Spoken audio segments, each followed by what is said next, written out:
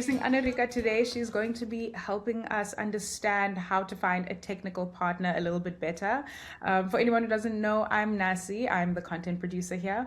And we really just want to make sure that this is an open space. So feel free to drop a message in the chat, even if it's just some funny banter you want us all to be aware of. Just go ahead and drop it in the chat, ask any questions you have. And Anne-Rika right here is our product marketing specialist. Right now, she's specializing in managed hosting, domains, and dedicated servers as the product manager at xneelo. And is that correct, Anne-Rika? It's currently my portfolio is product manager for managed hosting, and my previous role just 3 weeks ago was product marketing manager for our products, all of them. So shifting, we're learning a lot of fresh insight here. Yes. And according to her previous bio, you can correct me if I'm wrong, Anurika, but she's passionate about leveraging comprehensive insights into product, market dynamics, customer behavior, and the competitive landscape that comes with marketing strategies and the tech landscape in general. So before we dive into how to find the right technical partner, can you just tell us a little bit more about what a technical partner is, Anurika, and why does it matter? If you have a website or an app, your technical partner is your foundation. So everything that is working that you don't necessarily consider for your business, that is the responsibility of your technical partner. So whether you are running a simple blog website or you are building your app, it has to run on an infrastructure, and a company manages that for you, and that essentially is what your technical partner is. Just from your experience, can you talk a little bit about how this new role is shaping your experience of products, and congratulations, as Mo has said in the chat. Tell us a little bit more about how this has shaped your understanding of products. Absolutely. I'm at xneelo, and we do hosting, and we have quite a few different products, and they range across managed and self-managed products. So self-managed products are for more technically advanced customers. That would be companies who have a team of software developers, or they have very high technical experience. And what that essentially means is that you have the ability to create your own environment. And what we provide at xneelo is two products. So we've got self-managed dedicated servers and cloud, and both of them are essentially infrastructure that we provide our customers, which gives you the ability to develop your own environment depending on what you want to build. Then on the other side, we've got managed hosting products, and that is where we take care of the infrastructure. So you don't really have to worry about anything that goes on in the background.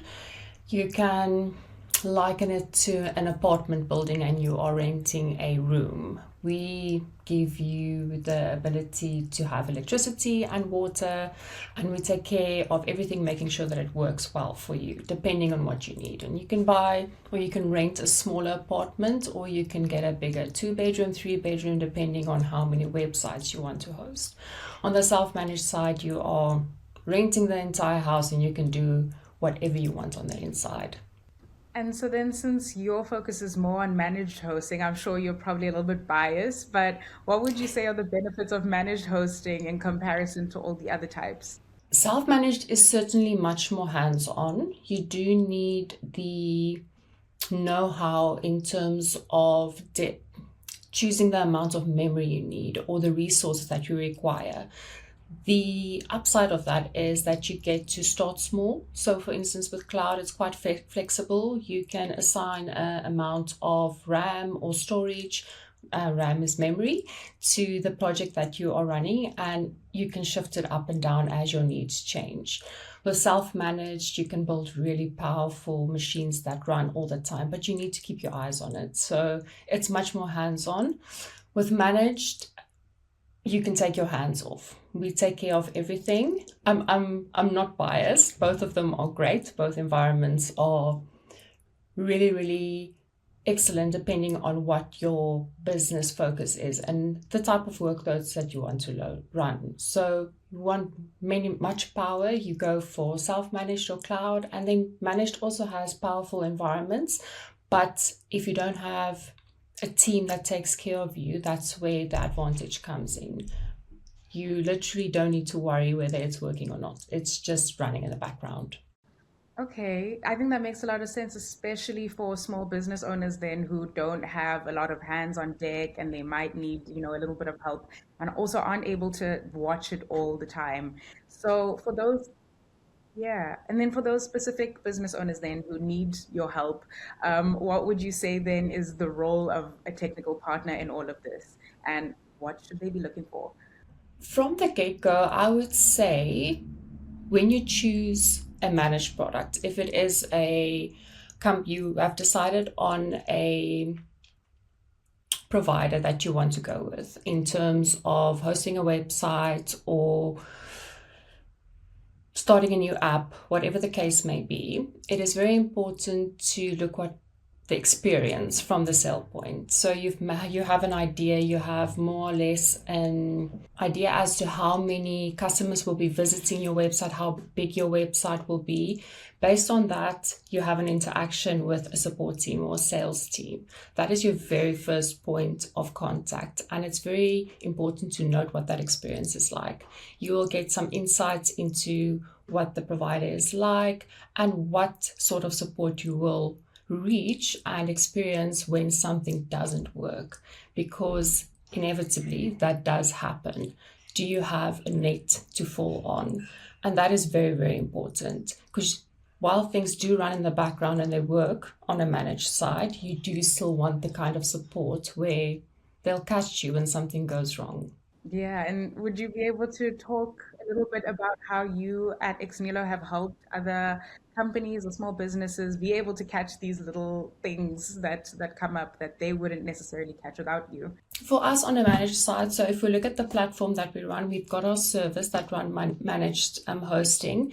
It is looking at the resources we allocate to our hosting packages. So making sure that you've got enough to work with when you start out, and then also giving you the ability to move to different packages when the need arises. So say for instance, you've got a website and it is growing. You now need an e-commerce site. How much do you need in that instance? So it's moving up, moving down if your needs change, and potentially even moving to a dedicated server, so a managed dedicated server. We still take care of the platform for you and the infrastructure for you, but it gives you much more resources. So it's also support in creating that journey for you and giving you the guidance on what is next for you as a business. Yes, and I feel also I've spoken a little bit with entrepreneurs and about entrepreneurs a lot in my scope in this role.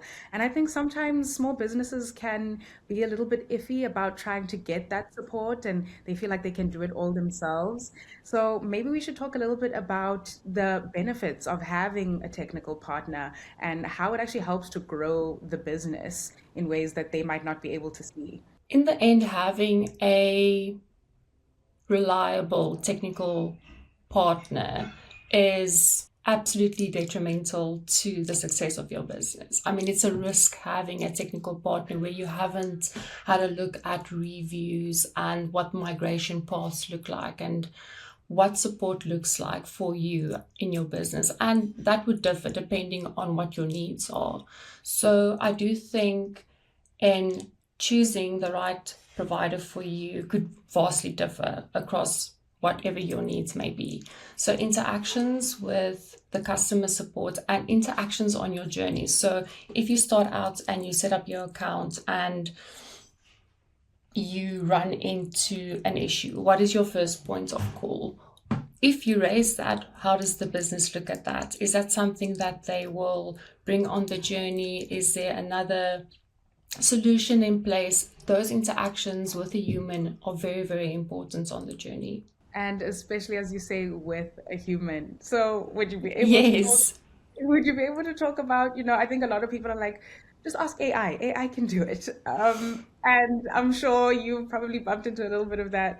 So in comparison to AI, what do you think is the important part of making sure that it's a human that is checking over all these little things that are happening? AI definitely has a place in resolving for you, because you do get instances where you just quickly want to grab out an article, because we also make that available. You want to make an article available to your customer, and at the same time, sometimes you get frustrated with the amount of prompts you have or you have to fill in, and then reaching a human is very important. The ability to get to a point where you can say, I really need to speak to a human right now, for that to exist is life-changing. So I would definitely say having a knowledgeable human, not depending on your product, but say for instance, you just want some account support. You reach someone who is knowledgeable in that area. And if you have a more technically advanced product that you're making use of,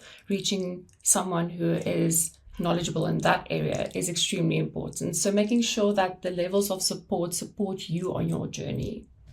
I totally agree. And Mo is even asking in the chat, what should founders have figured out before approaching a technical partner? Because as you said, sometimes they just need help with their accounts or whatever it might be. But what should they keep in mind before going out and looking for someone? Looking at Hello Peter, looking at Trustpilot, understanding what your peers experience. That is very important. If there are pain points, how were they solved? Were they approached in a human way? Were they approached with empathy? I think that is very important.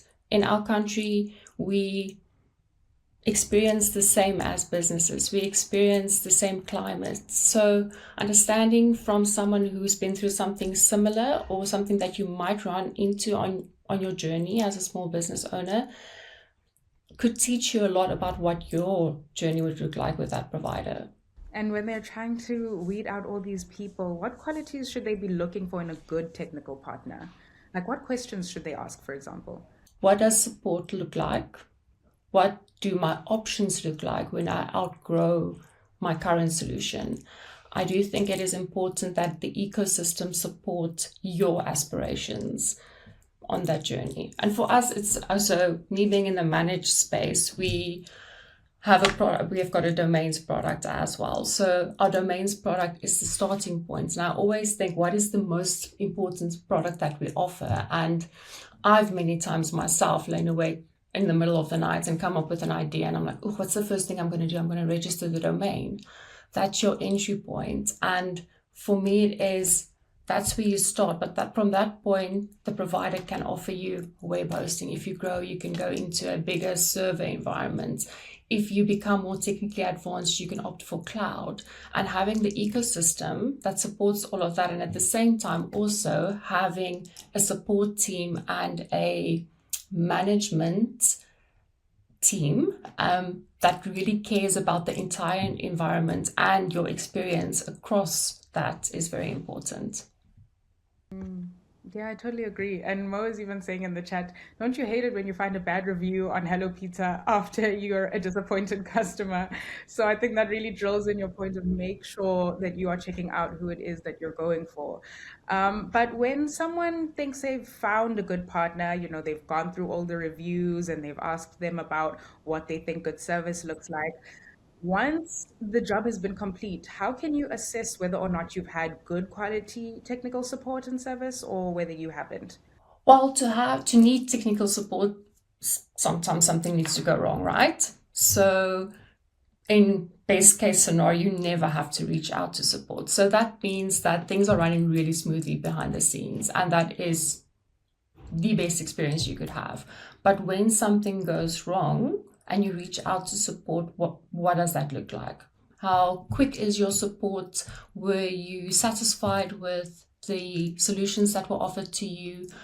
How empathetic was the person who helped you? What did your journey look like within a control panel or within the provider solution as to how you manage your service? So that is very much a few tick boxes that you need to consider along your journey.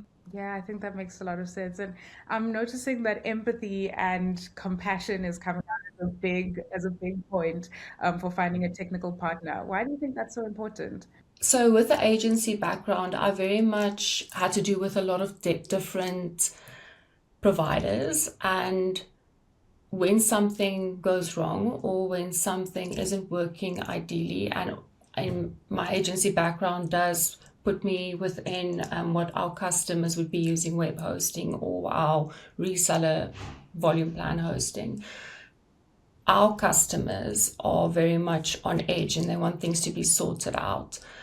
We get pressure, and then the provider gets pressure inevitably. So it is that interaction with your provider. And at the same time, for me at xneelo, it was very important when I moved from agency. What stood out to me was the consciousness and the empathy that we have for our customers.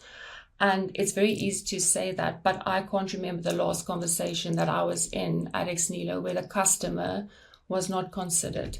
So knowing how important that is for us in every single thing that we do is something that it has become completely uncompromisable for me. So, and for us as a business, I know it is as well. We absolutely champion our customers, and we believe that everything we do needs to have the customer front of mind. And it's changed the way I haven't been there for forever, but for me, it's been such a massive shift in how we approach the work. For me, looking at something, what is the impact on the customer? Are they going to be delighted? Is this something that they're going to talk to their friends about? Was the service they received incredible? So it's that at the end of the day. Yeah, and at the end of the day, I do feel like customers really buy service more than they buy the actual product or the actual company.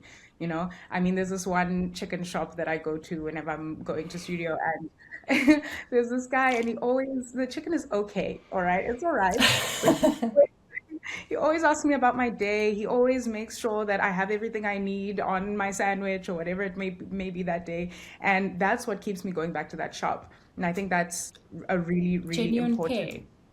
Exactly, because you care about the company now. Like, I don't want you to fail because you're so nice to me. I think that's where that comes from. So, can we talk then a little bit more about the common mistakes businesses make when they are choosing that partner? I know you spoke a little bit about, people not asking questions before and not checking to make sure that the technical partner is actually something that will bring value. But how can they spot those things? And what mistakes do businesses make that you notice when they're trying to spot those things? It's difficult, especially for small businesses, stepping in because you don't know what you don't know, right? On your journey, you will learn that you need to add in something additional. You need a web hosting package, but you also need to add on WordPress, and you need to add on plugins, and it grows and it grows. And from the get-go, it's very difficult if you're just starting out to know exactly what it is that you need. So before you choose a provider, it's also good to have an estimation of what you want to achieve, and then doing quite a bit of research. Solutions are changing every day. There are, especially with the rise of AI, there are so many different ways to build a website or to add a calendar to this is a silly example, but to add a calendar or booking solution to your WordPress site. So understanding the different options and understanding what that could look like in the future. And that seems quite vague, but if that solution was built with AI, is there a future plan?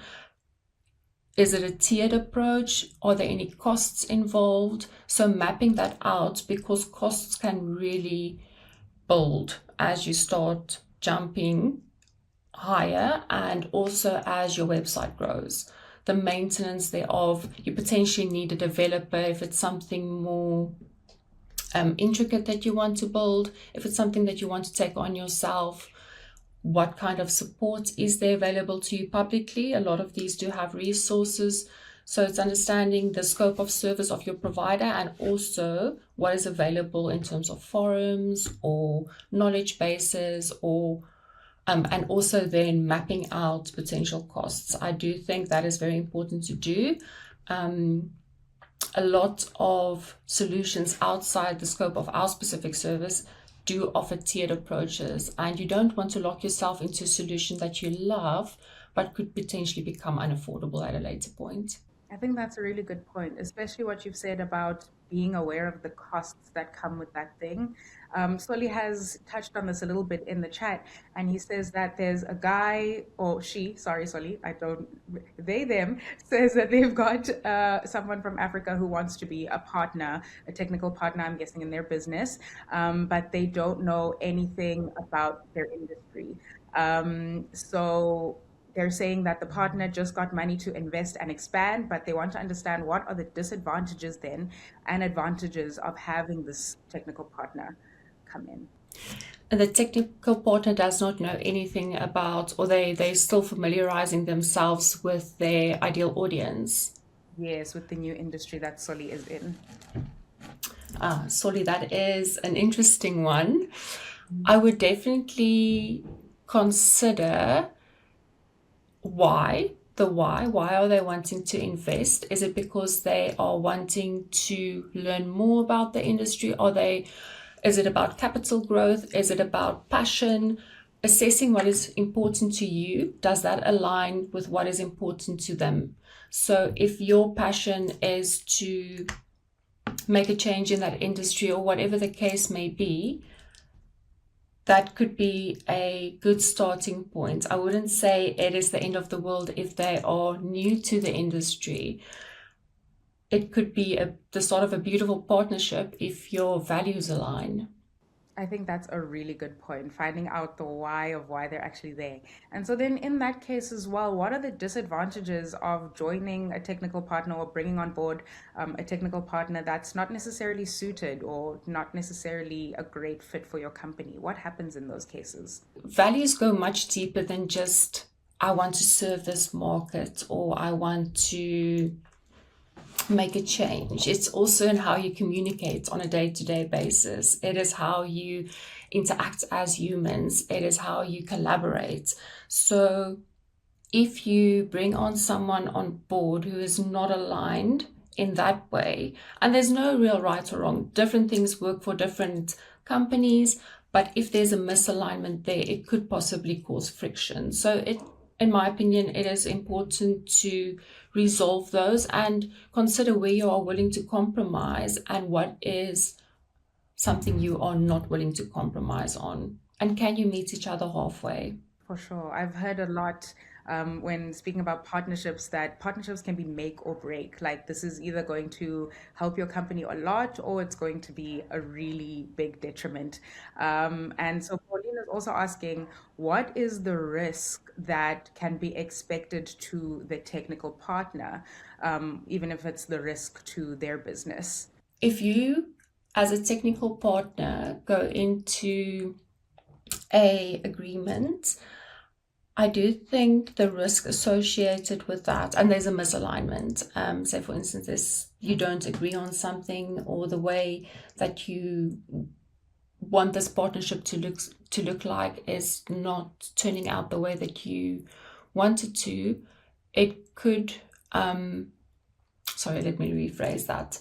The risk associated with going into a partnership as a technical partner that is misaligned could cause reputational damage to you. So I do think that is an important consideration. Say, for instance, that this customer as a technical partner does not value the same values that you do.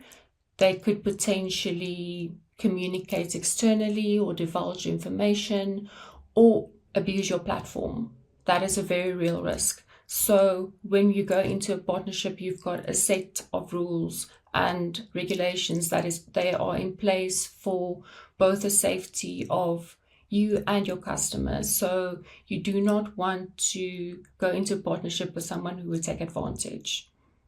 It's mutual respect at the end of the day. Yes. And alongside mutual respect and values and all these things, when you're looking for a long-term technical partner that will also help you scale your business, so to grow your business in all the different ways that it can, what does a strong long-term technical partnership actually look like? Going on the journey together, absolutely. Things change rapidly all the time. Is the communication clear? Do you have an idea of what is ahead on both sides? Can you live with that? Is it still aligned with what you want to achieve in the future? So I do think understanding roadmaps, understanding how relationships change as the industry changes, as technology evolves, that is absolutely a very important consideration along the way. Definitely. And especially as you said earlier, that you need to weigh up all the different options of what's available from your technical partner. Would you be able to talk a little bit about what those options are and also like how they change as the business changes? I know you said there's options of web hosting and things like that. Can you talk about what's available and how it helps the business grow? Actually think I've covered what we have available as xneelo quite well. So we have our different web hosting packages. I'll just run through them quickly. We have our different web hosting packages, and across them you have resources that scale across them as they get bigger. And then after that, we've got hosting dedicated to resellers. That would be someone like an agency, and you are serving a lot of customers of your own, and you need to create custom websites for them. And then we've got a managed dedicated servers. Those are built for power, so that you can host 2 or 3 very, very powerful websites on them. They're quite big, they're e-commerce. And then we've got our self-managed servers. They are built for powerful workloads, and then cloud, also powerful workloads, but great for testing environments and scaling up and down. And then within those, we've got a bunch of other offerings that are add-ons, for instance, security add-ons and also performance add-ons. And then industry-wide, in terms of resources, I would say if you're starting out a website, WordPress is a really good one to go for because they've got a lot of forums, they've got a community that serves each other, and it's a really easy tool to get started with if you want a simple website. Then the other reason why I'm recommending WordPress as a go-to for a website is because they've got a wide range of plugins available for free. And then also, but again, very important to consider what paywalls look like on that journey. So if there's a tiered approach to what you get on a certain offering for a plugin. So WordPress is a great one. And then additionally to that, if you're just starting out and you don't need a website yet, I do think looking at social media is a good option. Test the waters a little bit, see what interest is like. That is, from a marketing side, that is always a good way to understand who your audience is. What do they prefer? What kind of interaction do they need with you? If you have an e-commerce store, yes, then you most likely need a website. If it's more of a community-based business that you are building, maybe you just direct them to what that community looks like. It could potentially not be a website. It could be an app or something else. So testing what your audience need before you make a decision is also very important. Yeah, I think that's a really good point. I mean, we had one of our chefs talking about evaluating consumer need, and I think sometimes we, especially as entrepreneurs, decide what our consumer wants before going out Absolutely, and yeah. asking. Yeah, which I think creates a really big problem because who are you serving? Are you serving yourself or are you serving the customer? And also when it comes to, is there anything you'd like to add in that realm? Yeah, I think we make a lot of assumptions about with what we think our audiences need. And when you have a conversation, you learn some things, and that's a signal. It's not quite yet a theme. So you want to have many, many different conversations, and you want to establish a theme before you make a solid decision as to what your way forward looks like. Definitely. And also when it comes to pricing, you spoke a little bit about when you're trying to find the right web hosting platform and things like that. We know that pricing can go on to be carried over to the consumer. So how can we then find a nice way to evaluate how good a specific platform is in comparison to its price? How do we evaluate whether this is a fit and whether it's worth the money? Or would you just recommend that we always go for what's cheapest when we're starting out? Within this industry, the prices differ vastly. So we've got, I sometimes wonder how they manage to do that. But I think never don't go for the cheapest one. So the price is one thing to consider, but really dive into the details. What is underneath the price? How much storage do you get? How much traffic do you get? How many websites do you get to host on that package? What does support look like? What does your performance look like? What tools get made available to you to check your performance? And how protected is your website? That's also incredibly important. So what security measures are built into what you are getting? Because you don't, if your website gets attacked, which we hope never ever happens, but if it does, are there blockers in place to make sure that mitigation in place to make sure that doesn't happen? And if it does happen, what does recovery look like? Do they include backups? So there are many things to consider on that journey. So pull up what you are considering and exactly what is listed under that package and put them next to each other and see where you are willing to compromise and where you are willing not to compromise, because different things are going to be important depending on what you want to achieve. So how important is security for you? I'd hope a lot. And how important is performance for you? I also hope a lot. But how much of that do you need? Because different amounts of add-ons and additional features will be available on tiered packages. Think what you're talking about, all the different risks and things like that that can come up when choosing a technical partner are very important to consider, which I think leans into Pauline's question here in the chat, where she is asking whether we always need legal advice or some sort of agreement when we're setting up a technical partner and how we can mitigate future risks. I definitely recommend a legal agreement. It's good to have that in place to ensure that mutual respect and values are carried through and respected and honored on both sides. Whenever you set up for instance, with xneelo, if you set up a hosting account, we go into an agreement with our customers to ensure that we protect them and that they also protect our platform. So it is important to have some guardrails in place to ensure that the relationship remains healthy. So I would 100% recommend having an agreement in place. And what are some of those guardrails that you would recommend discussing with any legal advisor?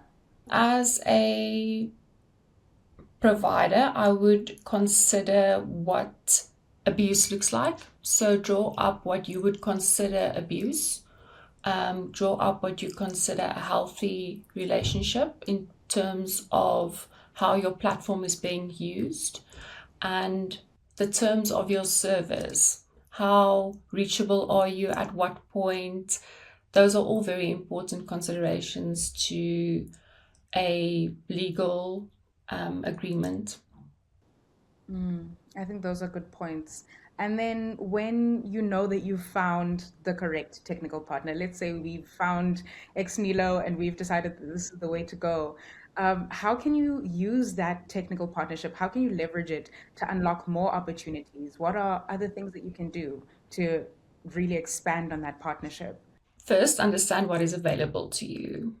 And are you using it in the most efficient way? So what we sometimes see is that we've got hosting accounts that potentially take up a lot of space, and unfortunately WordPress tends to be the culprit there. So if you do choose WordPress as a platform for your website, make sure that you set it up to also support your website base. So if you are uploading images, how big are you uploading them? Are you uploading them at a size where they are going to slow down your website? Does the provider offer a solution where they shrink down that image to make sure that your site is faster? Do they offer caching technologies or additional security measures? What are they planning to introduce in the future to support you as industry changes and as attacks get more sophisticated? Do they take into account that the industry is changing so rapidly? So I do think it is diving into what you are being offered, seeing what you can leverage at what point, because you don't need everything from the get-go. Most certainly not. You are most likely going to open your dashboard and have a little bit of a fright, because there are going to be many tools and many features available to you that might seem a little bit alien. So lean back, consider what you want to achieve now, and then later on, when you you see this button that says "Ooh, add on," first consider what that is. Do you really need it? And what advantage does it hold for your business? So, and for your website at the end of the day, does it improve your customer experience? Does it improve your experience? And what is most important to you at this time? So don't get a fright, lean back, and then consider first. And I think sometimes also perhaps entrepreneurs can get a little bit confused because, we usually employ a technical partner whenever it is that we don't necessarily understand some things ourselves.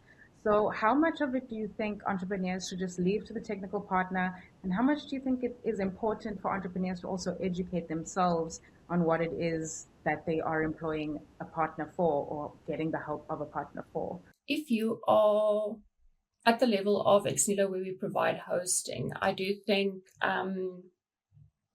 that relationship looks a little bit different than what it would be if you were to employ, for instance, an agency that would build your website for you and manage the relationship with your provider as xneelo. So that relationship, if that is what you are opting for, I think is extremely important. So where you hand off your idea to an agency is quite scary, because you're putting it in someone else's hand and they also then dealing with a provider, and at some point you might also step in.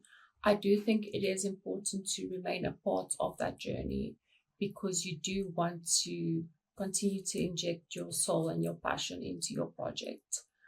But if you find a partner where your values align and you are 100% connected, I do think it's safer to take your hands off a little bit.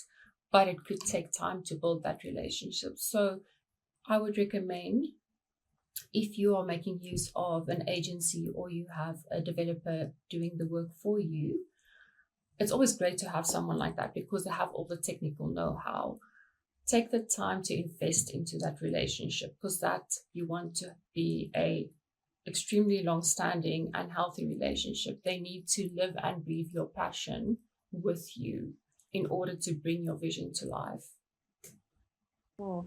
I'm actually also wondering now because I realize that sometimes, people or entrepreneurs specifically can find a partner and then, choose to pivot to another one. My mother specifically talks about this all the time because she's an entrepreneur as well. And she's always talking about how she is trying to find a new accounting system and then a new one because she's unhappy. What happens when we're constantly jumping from partner to partner? And should we rather just invest proper time in one, even if it's a little rocky at the start? Or, should you just keep going until you find someone who's a better fit? I don't think, shame your poor mother, first off. I don't think you should stick to something that isn't working. If it becomes apparent that this relationship is not going to work, then that's fine, then it doesn't work. But jumping from one to the other frequently could cause quite a bit of friction for yourself. It could be frustrating. And then also in having to redo the process the entire time. So give it time. If it doesn't work, let it go. But ideally, you want a long-standing partner. But that's also why it becomes so important in the beginning to make sure that you're aligned in what you want to achieve together, and that you can have a conversation and a relationship and it fits what you want to achieve in the future.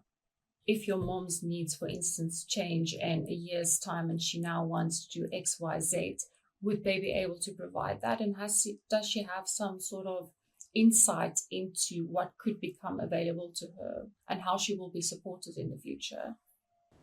So definitely forecasting and looking at your goals and seeing if the future goals you have align with that of your partner. I think that's good. That's good advice. And I think that also touches on Pauline's comment in the comment section, where she's asking, do you suggest that we learn our technical partner's character and do team building sessions and things like that prior to the relationship, or prior to partnering? Because she's wondering, trying to navigate team dynamics and how that can be so difficult. So, what kind of steps do you take in trying to build a relationship then with your technical partner?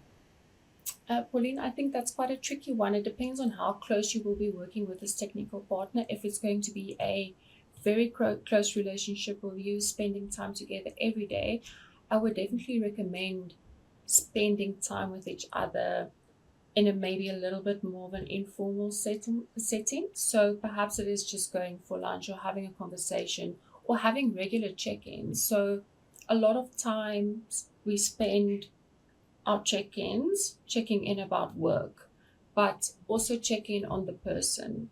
That does give you insight into character and alignment at the end of the day. So I would recommend spending time outside of the dotting I's and crossing T's. Mm. I think that's a really good, important point, especially because I think sometimes when we're bringing on board a partner, we forget that there's a human on the other side of that, and we think this is just business to business. But human connection, I think, will always be the basis of a good partnership. So I think that's a good point. And Fred is also asking here in the chat about design and aesthetic appeal. He's saying it's becoming increasingly important in a crowded world, and he's interested in knowing your view on how to think about or choose a design partner who can connect well with a technical partner. I personally feel that this is also becoming a bit of a problem in the market because of, we spoke a bit about AI earlier, and it's an absolute amazing solution that you're able to spin up a website very, very quickly with the help of AI. And a lot of providers do give you templates to work from. And then unfortunately, what happens in the end of the day that everyone ends up with a website looking more or less the same.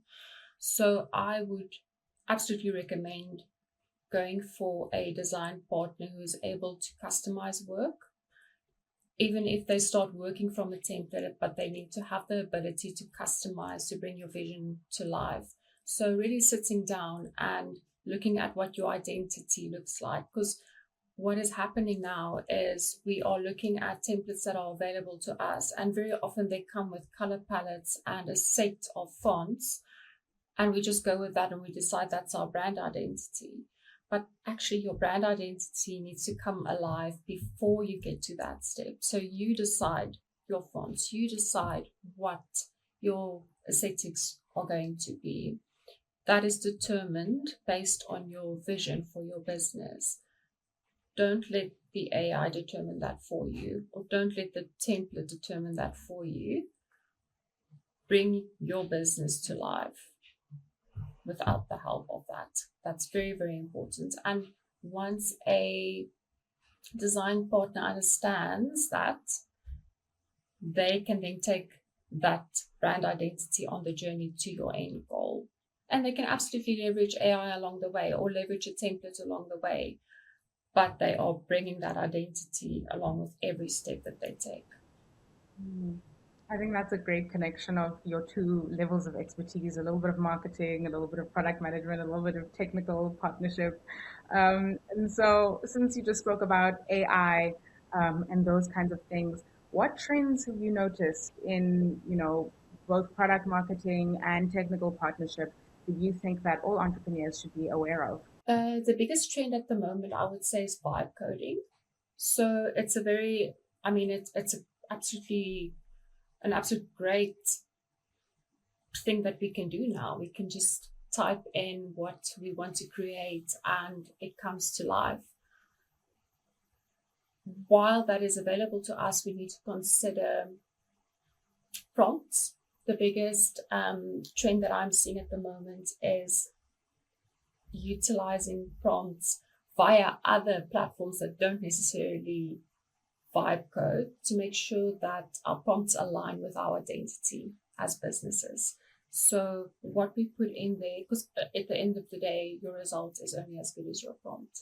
So crafting prompts, I think that is a big one I'm seeing at the moment, vibe coding across various platforms. And it's really exciting. It also exposes quite a bit of risk in terms of building products, but I do think it's opening a big opportunity for us across the industry in terms of how we deliver products. So definitely with the rise of AI, the pressure is on because now all the tools are available, at your disposal. So you can't not use them.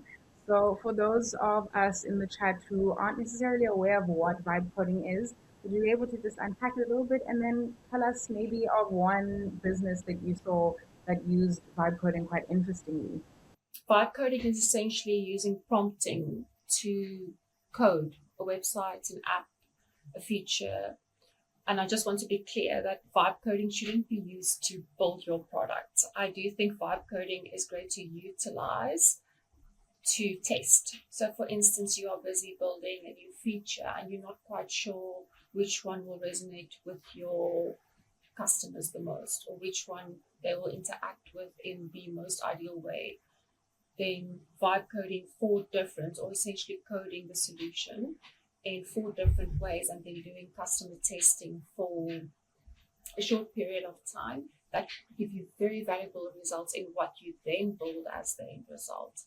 So I do think the value in testing, gaining insights into your audience, it's absolutely endless when it comes to getting to a point where what you are putting in front of your customers is being used in the way that you intended it to. Hmm. And what's an example of a really fun platform or business that is used vibe coding? I can't remember the name now, but I did see one yesterday. And they're actually utilizing both Claude and Cursor, so Claude Code and Cursor to build different solutions. And you've got me stumped now, I can't remember the name. But there are many businesses. Essentially, every tech company that I follow on LinkedIn, they make use of vibe coding. Yeah, and we also had one of our STEM tech entrepreneurs, Nadia Musaji, come over and told us how she actually started an entire app using vibe coding from scratch. So the opportunity is endless, I'm realizing. Yeah. And so then, as a last piece of advice for finding a technical partner, what would you say if a business is like, you know what, maybe I do need a technical partner? What's the first thing you would put in the email to your technical partner? Or perhaps even what are some factors you would look for just starting from scratch in researching a probable technical partner? Where would you start? When reaching out to a technical partner, before you reach out to a technical partner, look at the content that they share on LinkedIn, look at their Instagram profiles, their Facebook pages, their website. What does their culture page say? What does their team look like? What are they passionate about? That is, I think, the most important. If that aligns with what you believe in, I think you have a really good starting point. Don't this is a don't on the other side, but reaching out to a partner in a cold call way, I don't think is great. Find a mutual connection point. That is what is going to be the seed for the growth. Hmm. Okay. And if you want to position yourself better to make yourself look attractive to the technical partner as well, what would you do? Share my passion. I would pitch what I'm about, who I am, and why I believe in what I do. I think that's a beautiful answer. Short and sweet. Okay. And then the last question that I'm sure we've asked you before, but Anne-Rika, what is your secret ingredient? Curiosity. Fred's going to laugh at this because this changes every time, but and that's probably because I'm curious. But curiosity about people, the industry, nature, everything. You can draw inspiration from everything if you are curious enough. Just keep learning, keep asking questions. And I think in a big way, that's what's led you to your new position is like just always being curious. I mean, you wouldn't have moved up in the ranks if you weren't asking questions and open to learning always. It keeps things very interesting, and it just learning more and understanding more and uncovering value for people is absolutely incredible. Fred is in the chat. Fred says, curiosity breeds more curiosity. It's the most generative secret ingredient. And I think that's an excellent secret ingredient, even if it keeps changing. I think everyone's secret ingredient should always change because we should always be evolving and trying to be better and learn more. So I think that is a very good point. And those are all the questions we have for today. Shannon says, great session. Mo says, thanks, Anne-Rika. Fred says, thanks, Anne-Rika, you're a legend. Pauline also says, thank you. And Mo has dropped Anne-Rika's recipe on how to promote your product down in the comments. So if you guys want to go and check that out and gain some fun insights on product marketing as well, that's also available. But otherwise, Anne-Rika, thank you so much for your time and for answering all the questions in the hot seat. You're amazing. Thank you. And thank you everyone for your questions. Thank you, Anne-Rika. And have a lovely week, everyone. Cheers. Bye. Bye.